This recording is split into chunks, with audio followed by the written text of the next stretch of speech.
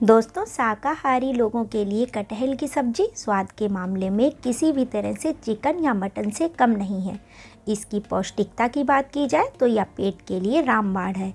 Health के लिए इसके हजारों फायदे हैं।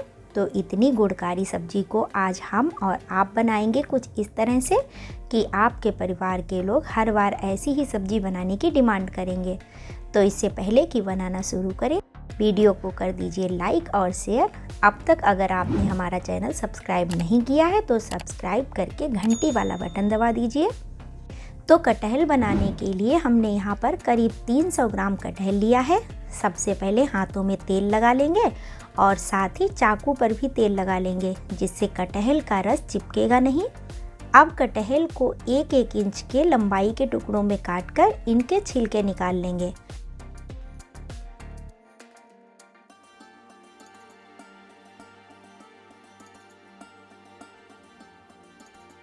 और अब इनको कुछ इस तरह से बड़े बड़े टुकड़ों में काट लेंगे, कुछ टुकड़े छोटे भी रखेंगे। तो देखिए, इस तरह से हमने कटहल को पीस में कट कर लिया है। तो अब गैस पर कुकर रखेंगे और उसमें 1 कप पानी डालने के बाद 1 चम्मच हल्दी डाल देंगे। इसके बाद इसमें लच्छों के रूप में काटी गई अदरक, आधा चम्मच नमक डाल देंगे, 2 चुटकी हींग डाल देंगे, 8-9 लौंग डाल देंगे और फिर इसमें डाल देंगे कटहल को। अब कुकर का ढक्कन लगा देंगे और 1 सीटी लगाने के बाद गैस बंद कर देंगे। और इधर कर लेते हैं आगे की तैयारी। प्याज को कुछ इस तरह से रफली चॉप कर लेंगे, केवल खड़ा खड़ा ही काटेंगे। यहाँ पर हमने मीडियम साइज के 5 प्याज लिए हैं। तो प्याज को कर देते हैं प्लेट में ट्रांसफ़र। और अब हम यहाँ पर 4-5 हरी मिर्च को भी बड़े बड़े टुकड़ों में चॉप कर लेंगे। अब टमाटर को भी बड़े बड़े पीसेज में ही काट लेंगे। यहाँ पर हमने मीडियम साइज के 4 टमाटर काट लिए हैं। अब इनको भी प्लेट में ट्रांसफ़र कर लेंगे।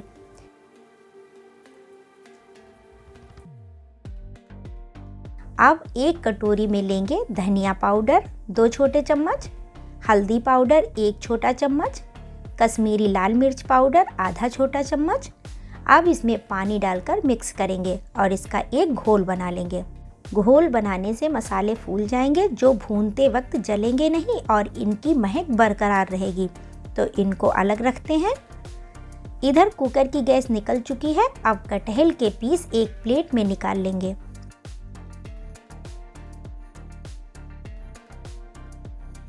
दोस्तों, कुकर का यह पानी हमें फेंकना नहीं है, इसको अलग रखेंगे और बाद में इसका प्रयोग करेंगे। अब इसी कुकर को रखते हुए गैस जलाएंगे और इसमें डालेंगे सरसों का तेल 2 बड़े चम्मच। और जब तेल गर्म हो जाए तो इसमें डालेंगे हम कटहल के टुकड़ों को और धीमी आंच पर इसको तलेंगे। करीब 5 मिनट में हमारा कटहल तलकर रेडी हो चुका है। और अब गैस बंद करने के साथ ही इसको वापस प्लेट में निकाल लेंगे।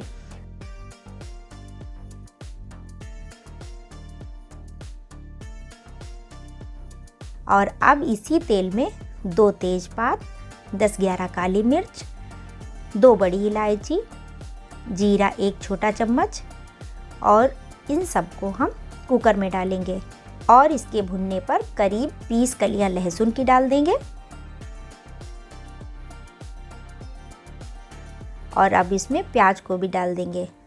चलाते हुए भूनते रहेंगे। आँच को हमें मीडियम ही रखना है, क्योंकि मीडियम आँच पर भुने हुए मसालों की खुशबू अलग ही रहती है। तो करीब 5 से 7 मिनट में प्याज ट्रांसल्यूसेंट हो चुका है। अब इसमें हरी मिर्च और टमाटर डाल देंगे। थोड़ा सा मिक्स करने के बाद नमक डालेंगे और फिर से अच्छी तरह से मिक्स कर देंगे। नमक डालने से टमाटर जल्दी गल जाएगा। और करीब 2 मिनट भूनने के बाद अब हम कुकर का ढक्कन लगा देंगे और 1 सीटी लगाएंगे। तो 1 सीटी आने के बाद 1 मिनट बाद गैस बंद करेंगे और कुकर की भाप को हम खुद से ही निकलने देंगे। तो देखिए, प्याज और टमाटर गल चुका है। अब इसको चम्मच के सहारे इस तरह से मैश कर देंगे। तो अब यह हमारा मिक्सचर मैश हो चुका है। और अब हम गैस जलाकर 2 मिनट के लिए इसको भूनेंगे। इसके बाद हल्दी, धनिया और मिर्च का पेस्ट भी इसी में डाल देंगे। इसी कटोरी में थोड़ा सा पानी लेंगे और इसमें डाल देंगे। अब अच्छी तरह से मिक्स करते हुए मीडियम आंच पर भूनेंगे। जब तक कि मसालों से तेल अलग ना होने लगे। ढक्कन से इसे कवर करेंगे, बीच बीच में चेक भी करते रहेंगे। तो मसालों से तेल अलग होने लगा है। अब हम इसमें फ्राई किया हुआ कटहल डाल देंगे, इसको मिक्स करेंगे। अब इसमें हम वही पानी डालेंगे जिसमें हमने कटहल उबाला था।